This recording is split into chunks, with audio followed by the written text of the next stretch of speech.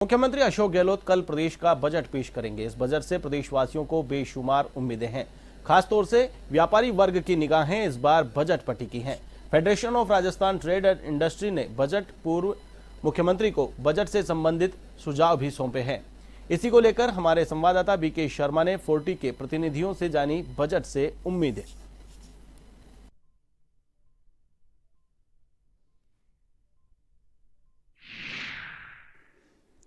मुख्यमंत्री अशोक गहलोत बुधवार को प्रदेश का बजट पेश करेंगे। यह बजट इसलिए महत्वपूर्ण है कि सभी जनजीवन ने कोविड काल में विषम परिस्थितियों का सामना किया है। सबसे ज़्यादा उद्योग और व्यापार पर इसका असर रहा है, इसलिए उम्मीदें भी इस बजट से ज़्यादा है। हम यहाँ पर 40 के कार्यक्रम में मौजूद हैं और यहाँ 40 के सभी पदाधिकारी मौजूद हैं जो बजट से पहले चर्चा कर रहे हैं। 40 प्रदेश की ऐसी संस्था है जिससे बजट के पूर्व भी मुख्यमंत्री सलाह लेते हैं कि बजट में किस तरह के प्रावधान बनाए जाएं, इसलिए इनकी सलाह भी महत्वपूर्ण है, सुझाव भी महत्वपूर्ण है। तो आज हम इनसे बात करेंगे, जानेंगे कि वर्तमान परिस्थितियों में कैसा होना चाहिए प्रदेश का बजट। और इसमें बहुत सारे यंग एंटरप्रेन्योर और नए एंटरप्रेन्योर्स भी हैं, इनसे बात करेंगे। सर, क्या उम्मीद करते हैं अभी प्रदेश का ये बजट कैसा होना चाहिए?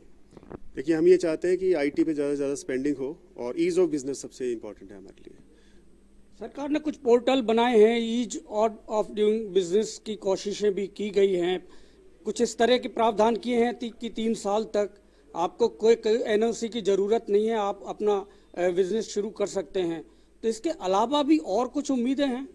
इसमें बेसिकली ईज ऑफ बिजनेस के लिए वेबसाइट्स भी बनी है, सारी है, लेकिन एक डायरेक्ट कस्टमर केयर पोर्टल जिसपे हमारे कोई भी इंक्वायरी हम करें उसका डायरेक्ट हमें आंसर मिले और आगे से बढ़ के हमें सहायता मिले। जैसे गुजरात में हमने सुना है, हमने बिजनेस नहीं किया गुजरात में, लेकिन अगर उस मॉडल पे हम चलते हैं तो हमें बहुत ज़्यादा फायदा होगा। बाहर से व्यापारी ज़्यादा से ज़्यादा आना चाहेंगे, तो इस पर बहुत ज़्यादा फोकस होना जरूरी है। नया बिजनेस लेके आना सबसे ज़्यादा इंपॉर्टेंट। तो इन्वेस्टर्स को आकर्षित करने के लिए और ईज ऑफ डूइंग बिजनेस पर और काम किया जाने की ज़रूरत है। आप हैंडीक्राफ्ट से जुड़े हुए हैं और प्रदेश की हस्तशिल्प कला पूरे दुनिया में मशहूर है, लेकिन इसमें बहुत सारी संभावनाएं और भी हैं। क्या करना चाहिए सरकार को?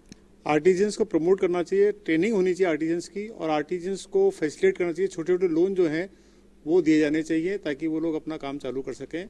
और अगर कोई हैंडीक्राफ्ट वाला एम्प्लॉयमेंट जनरेशन करता है तो उसको इंसेंटिवाइज किया जाना चाहिए। हैंडीक्राफ्ट को इंसेंटिव मिलना चाहिए। आप बताइए गिरधारी जी, क्या होना चाहिए इस बार बजट में? सर, कोरोना काल के इस संकट से उबारने के लिए लघु एवं मध्यम व्यापार जो है उनको एक स्पेशल रियायती पैकेज मिलना चाहिए जिससे कि रोजगार खत्म नहीं हो। और जब वो उसमें पैकेज मिलेगा या वो सुचारू रूप से चलेंगे तो सरकार का भी राजस्व बढ़ेगा। पैकेज को लेकर बहुत ज़्यादा कोई उत्साहित अभी तक कोई ऐसी योजनाएं नहीं आई। पैकेज का अनाउंस होते हैं लेकिन इम्प्लीमेंट नहीं होते। केंद्र सरकार ने भी पैकेज बड़ा अनाउंस किया था लेकिन लोगों को उसका महसूस ही नहीं हुआ। आप बताइए क्या होना चाहिए इस बार बजट? देखो, बड़े दुर्भाग्य की बात है कि जब से भारत आज़ाद हुआ है प्रतिवर्ष राज्य सरकारों का और केंद्र सरकारों का बजट कंटिन्यू पेश होता जाता है, जिसमें पर्यटन के लिए 500 करोड़, कृषि के लिए 2000 करोड़, व्यापार के लिए 15,000 करोड़। क्या वो अगले साल इम्प्लीमेंटेशन होता है? क्या उसका लाभ आम आदमी को मिलता है? क्या इसके निर्धारण की भारत सरकार और राज्य सरकार के पास कैसी ऐसी एजेंसी है जो ये निर्धारित करे कि लास्ट ईयर 500 करोड़ रुपए टूरिज्म के लिए दिए गए थे, 1500 करोड़ रुपए किसानों के लिए दिए गए थे, क्या वो खर्च हुए या नहीं हुए? ये सिर्फ आंकड़ों का मायाजाल है। अगर भारत आजाद हुआ है और आज तक जितने बजट देखे जाएं तो मुझे लगता है कि भारत अमेरिका से भी आगे होना चाहिए। तो मेरा भारत सरकार और राज्य सरकारों से ये निवेदन है कि कोई ऐसी एजेंसी बनाई जाए, कोई ऐसी मॉनिटरिंग एजेंसी बनाई जाए जो ये बजट का जो प्रावधान होता है वो सकुशल खर्च हुआ या नहीं हुआ और कितना खर्च हुआ उसका डाटा अगले बजट पेश करने से एक दिन पूर्व प्री बजट चर्चा और पास्ट बजट चर्चा और कितना डाटा कितने % कंजप्शन हुआ है उसका भी जनता को पता लगना चाहिए। जेन्युइन एक मुद्दा है, जैसे कि एक्सपोर्ट प्रमोशन काउंसिल, व्यापार कल्याण बोर्ड, ऐसी बहुत सारी घोषणाएं हैं जो पूरी नहीं होती। बजट में घोषणाएं होती है सुरजाराम जी, लेकिन पूरी नहीं होती। तो प्रैक्टिकल व्यवहारिक बजट होना चाहिए। आप क्या मानते हैं? डेफिनेटली हर एक चीज़ व्यवहारिक की हो तो अच्छा है। कम से कम जो हम कर सकें उतनी अनाउंस करनी चाहिए। पॉलिटिकली ठीक है, करना भी पड़ता है और इनका कंपटीशन भी रहता है, बट हमारे सरकार में ऐसा नहीं है। हमारे मुख्यमंत्री बहुत ही प्रैक्टिकल और संवेदनशील हैं और गरीब मुख्यमंत्री हैं और अभी तो सेंट्रल गवर्नमेंट से बहुत प्रताड़ित है हमारी गवर्नमेंट। तो जो हमारे पास सामान है उसका बेस्ट यूटिलाइज हमारे मुख्यमंत्री जी इस बजट में करेंगे। और गरीब आदमी के लिए, आम आदमी के लिए जो कोविड से इफेक्टेड हो गया और आज जिनकी नौकरी चली गई, जिनका रोजगार चला गया, जिनका व्यापार बिल्कुल ख़त्म हो गया, उनके लिए मैं ये उम्मीद करता हूँ कि इस बजट में कुछ ना कुछ ज़रूर रखेंगे। जो साधन संपन्न है वो फिर भी टाइम निकाल लेंगे, गरीब आदमी के लिए मुश्किल है, तो ज़रूर से उनका ध्यान रखेंगे। और रियल एस्टेट को भी थोड़ा प्रमोट करेंगे तो लोगों को रोज़गार मिलेगा।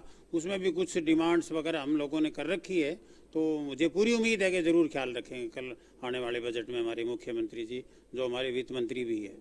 गरीबों का ये बजट होना चाहिए, रियल एस्टेट, क्योंकि 300 करीब दूसरे जो सेक्टर हैं वो चलते हैं जब रियल एस्टेट चलता है।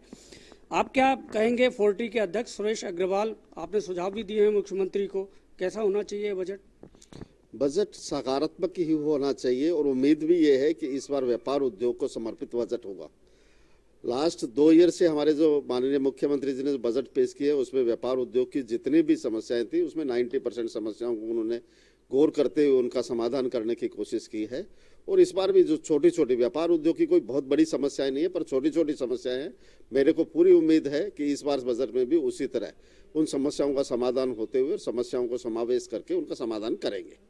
महंगी बिजली और रिको की भी जो लैंड है, कॉस्ट है, वो भी ज़्यादा है और भी पड़ोसी राज्यों की तुलना में बहुत सारे ऐसे प्रावधान हैं जो करने की ज़रूरत है, लेकिन अभी तक हुए नहीं। क्या मानते हैं? बिल्कुल आप सही कह रहे हैं। हालांकि रिको की जगह के लिए तो अभी भी गवर्नमेंट ने एक जगह निकाली है और भी उम्मीद है। और साथ के साथ इसी साल हमारे मुख्यमंत्री जी ने कृषि की जगह पे जो इंडस्ट्री लगाने की जो एक घोषणा की थी वो एक बहुत ही सराहनीय और बहुत ही यूनिक कदम था। और पूरे हिंदुस्तान की सारी सरकारें उसी चीज़ को फॉलो करने की कोशिश कर रही है। रही बात बिजली के बिल की, तो बिल्कुल डेफिनेटली पूरे हिंदुस्तान में इंडस्ट्रियल बिजली राजस्थान में सबसे ज़्यादा है। इस पे ज़रूर ध्यान देने की ज़रूरत है। और सोलर की बिजली, जैसे कि अभी सरकार सोच रही है कि उसको नेट मीटरिंग बंद की जाए, वो बंद नहीं की जाए। और सोलर बिजली के साथ साथ इलेक्ट्रिसिटी के रेट को कम किया जाना बहुत ज़रूरी है ताकि हम अपनी प्रोडक्शन कॉस्ट कम कर सकें। आप बताइए सर, क्या होना चाहिए बजट में? बजट में व्यापारियों का ध्यान जब रखा जाएगा तो ये माना जाता है कि अगर व्यापारी ठीक चलेगा और बिजनेस चलेगा तो लोगों को नौकरियां भी मिलेगी। और नौकरियां मिलने के आधार पर ये जो भुखमरी इस वक्त फैली हुई है कोरोना काल के टाइम, जो काम लोगों का गया है, उसके कारण अगर इंडस्ट्रीज़ को सपोर्ट मिलेगा तो नेचुरली लोगों को काम मिलेगा और काम मिलने से लोगों की इन समस्याओं का समाधान होगा। अब हमारे साथ महिला प्रतिनिधि हैं और माना जाता है कि एक अगर पढ़ी लिखी समझदार महिला है वो 5 लोगों को आगे बढ़ने का मार्ग प्रशस्त करती हैं। तो ये यहाँ इनसे जानेंगे, क्योंकि ये केवल घर नहीं चलाती हैं, ये एंटरप्रेन्योर भी हैं, ये कई लोगों को रोजगार भी देती हैं और जो युवा हैं, आने वाले लोग हैं, उनको मार्गदर्शन भी करते हैं। आप बताइए मतलब कैसा होना चाहिए महिलाओं के लिए बजट? जैसा कि आपने बिल्कुल ठीक कहा कि एक महिला पूरे घर को चलाती है। आज के टाइम में सबसे बड़ी समस्या है ग्रामीण क्षेत्र में, जहाँ पे कि हमारा जो राजस्थान है उसमें सबसे ज़्यादा रिच है अपने आर्ट और हेरिटेज को लेके, लेकिन उन महिलाओं को एक बड़े इंटरनेशनल लेवल पे प्लेटफॉर्म नहीं मिल पा रहा है। अगर उसको ज़्यादा ध्यान में दिया जाए और उसके लिए कुछ अच्छे पैकेजेस की घोषणा की जाए तो मैं मानती हूँ गांव अगर समृद्ध होगा तो हमारे जो प्रोडक्ट्स हैं डायरेक्ट जो उनको सेलिंग अगर मिलती है वहाँ से, तो कहीं ना कहीं ये सपोर्ट करेगा सिस्टम को। और हमेशा मुख्यमंत्री जी का सपोर्ट भी रहा है, वो प्रगति भी उन्होंने जो ध्यान दिया है प्रगति और उन्नति और एंटरप्रेन्योरशिप पे। पिछले साल भी 2021 के अंदर इंदिरा महिला शक्ति पे काफ़ी बड़ा पैकेज उन्होंने घोषणा की थी। तो वही हम चाहते हैं कि इस बार, क्योंकि रेवेन्यू में खास उनके पास में नहीं है देने को, लेकिन उसी को अगर अच्छे रूप में क्रियान्वयन किया जाए तो कुछ हद तक राहत मिलेगी। और साथ ही अभी पेट्रोल को लेके जो बहुत बड़ा मुद्दा है, तो हम यही चाहते हैं कि वैट शुल्क में इस बार ज़रूर उम्मीद है कि वो कमी करेंगे। पेट्रोल और डीजल को यहाँ जितने पुरुष प्रतिनिधि थे उन्होंने ये मुद्दा नहीं उठाया, उनके जहन में नहीं था, लेकिन महिला ये एक समझ सकती है कि ये एक समस्या है। साथ ही इन्होंने रूरल बिजनेस मॉडल की बात की है। आप बताइए, एक महत्वपूर्ण इन्होंने सुझाव दिया है बजट में, आपकी ओर से क्या सुझाव है?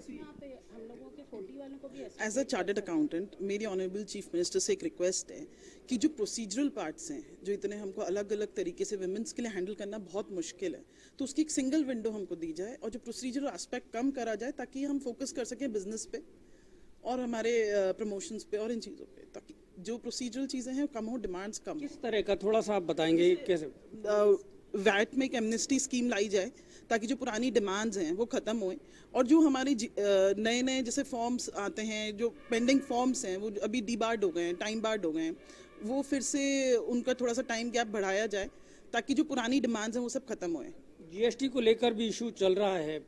जीएसटी वो यही चीज़ मैं बोलना चाह रही हूँ कि हमको जीएसटी अलग करना पड़ता है, वैट अलग, इनकम टैक्स, तो इसको थोड़ा सिंप्लीफाइड करा जाए ताकि लेडीज़ के लिए आसान हो जाए। ललिता जी क्या कहेंगे, कैसा होना चाहिए बजट, क्योंकि आप हमेशा से बजट को करीब से देखते हैं, जानते हैं, चर्चा करती हैं, इस बार कैसा होना चाहिए बजट? जी, मेरा माननीय मुख्यमंत्री जी से निवेदन है कि कोरोना काल में जैसा अभी सबने देखा है कि बहुत ही बुरी तरह से सबकी आमदनी पे एक सीधा वार हुआ है, चाहे वो प्रत्यक्ष रूप में हो या अप्रत्यक्ष रूप में हो, सबसे ज़्यादा उसको भुगतना महिलाओं को ही पड़ता है। तो पहला निवेदन, जैसे आपने कहा कि पेट्रोल और गैस, इसकी मार से हमें बचाया जाए, क्योंकि ये किसी न किसी रूप में अगर मैं गाड़ी नहीं भी चलाती हूँ तो भी ये मेरे को पेट्रोल की मार मारती, क्योंकि पेट्रोल मतलब ट्रांसपोर्टेशन मतलब प्रोडक्ट में महंगाई बढ़ना, अपने आप में स्वाभाविक सी बात है। तो थोड़ी सी रियायत महिला होते हुए मैं ये चाहूंगी कि हमको रसोई घर में ताकि राहत मिले, तो ऐसा कुछ प्रावधान किया जाए।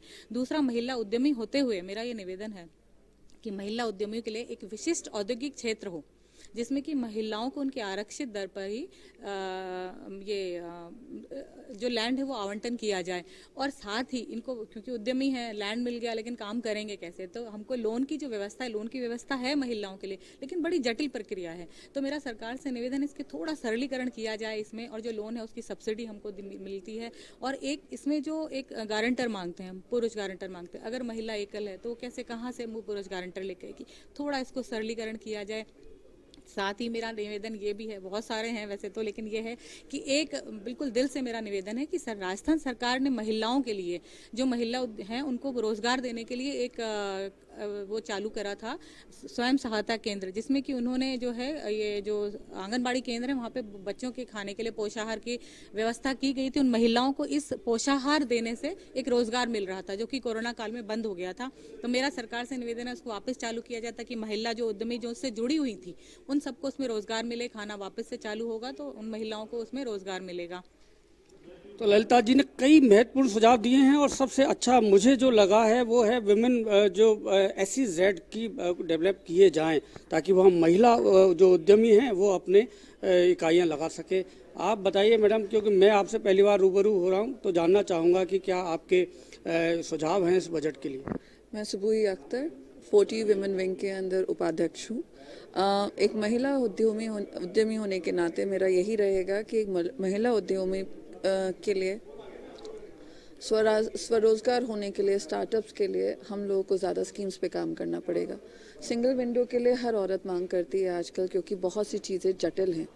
सरलीकरण के लिए जैसे ललिता जी ने बोला कि हम लोगों के पास सरकार कई स्कीम्स लेके भी आती है मगर महिला उद्यमी तक नहीं पहुंचता। तो एक सिंगल विंडो हो जहां पे लोन से लेकर आपको आपके स्किल से डेवलप करने के लिए वर्कशॉप की से लेकर आपकी स्कीम्स की लेकर वो मालूम चलना चाहिए। साथ साथ GST की जटिलताओं को ख़त्म किया जाए, आपकी एमनेस्टी लागू करनी चाहिए, ई बिल जो है उसकी सीमा 1 लाख कम से कम की जाए, और महंगाई दर की वजह से और ख़ास तौर पे कोरोना काल के अंदर जिन घरों में नौकरियां छूट गई हैं, जिन घरों के अंदर काम नहीं रहे हैं, कम से कम उन घरों के लिए तो एक फैमिली हेल्थ कवर स्टेट को देना चाहिए कम से कम 2 साल के लिए, कि ना नौकरी रही और ना आज बीमार होने से भी वो डरता है क्योंकि उसके पास खर्चे के लिए कुछ नहीं। तो जब तक दूसरे को नौकरी नहीं मिलती तब तक उसको अगर एक हेल्थ बेनिफिट अगर स्टेट मुहैया कराती है तो उससे बेहतर कुछ नहीं होगा।